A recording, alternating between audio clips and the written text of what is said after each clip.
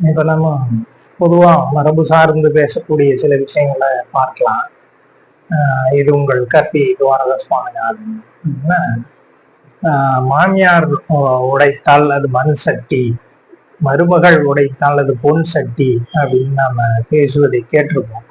பொதுவாக பழமொழியா இருக்கு, அது பழமை வாய்ந்த மொழி. அது என்ன அப்படின்னா, ஆக்சுவலா என்னன்னா, பெண்கள் உழைப்பின் பங்காளிகள். இப்போ உழைப்பின் பங்காளிகளாக வயல்கள்ல உழைக்கணும் அப்படிங்கிறது தான் மரபார்ந்த ஒரு கூறா இருக்கு. அப்ப பெண்கள் என்னன்னா, பெண்கள் மண் சார்ந்து உழைத்தால் அது மண் வளம் பெறும் அப்படிங்கிறத சொல்ல வந்த ஒரு சொல்லுதான்.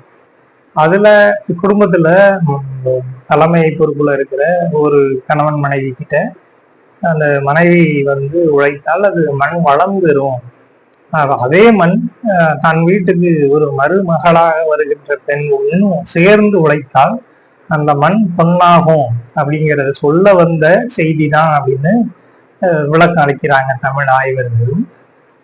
என்னதான் விளக்கம் அளித்தாலும் அது ஏன் மருவி அந்த மாதிரி போச்சு அப்படின்னா, இந்த மாமியார் மருமகள் செய்த குற்றங்கள், இந்த உழைப்புல செய்த குற்றங்கள் தான். உழைப்புல அந்த மண் வளம் பெருக்குவதற்காக செய்த ஒரு செயல்பாடு பெண்ணை அவங்களுக்குள்ளேயே சில சண்டையிட்ட காரணங்கள்னால அது என்னவா மாறி இருக்கு அப்படின்னா,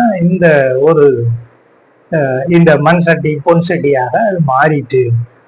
ஆனா உண்மையா அது உழைப்பின் பங்காளிகளாக சேர்ந்து உழைக்கும் பொழுது அந்த வீட்டின் மாமியாரும் அந்த தாயும் மருமகளா வர்ற அந்த பெண்ணும் சேர்ந்து உழைத்து ஒரு மண்ணை வளமான பொன் வளமான செழிப்பான ஒரு நிலமாக மாற்ற முடியும், அந்த குடும்பத்தையும் அப்படி மாற்ற முடியும் அப்படிங்கிறதுதான். இப்ப நாட்டை மாற்ற வேண்டும் அப்படிங்கும் போதும் பெண் சக்திகள் உருவெடுக்க வேண்டும், பெண் தலைமை கொள்ள வேண்டும் அப்படிங்கிறதும் இதுதான்.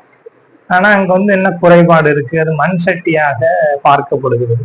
அப்ப மருமகள் செய்தால் அவங்க செயல்பாட்டுல குற்றம் கண்டுபிடிச்சு, இது பொதுவா எல்லா வழக்குலையும் என்ன ஆயிடுச்சு அப்படின்னா, இதை பற்றிய பேச்சு வரும்பொழுது தலைமையில இருக்க அதிகாரத்துல இருக்கிறவங்க செய்தா அது என்னன்னா இந்த மாதிரி மண் சட்டி உடைந்தது போல ஆகிவிடுகிறது.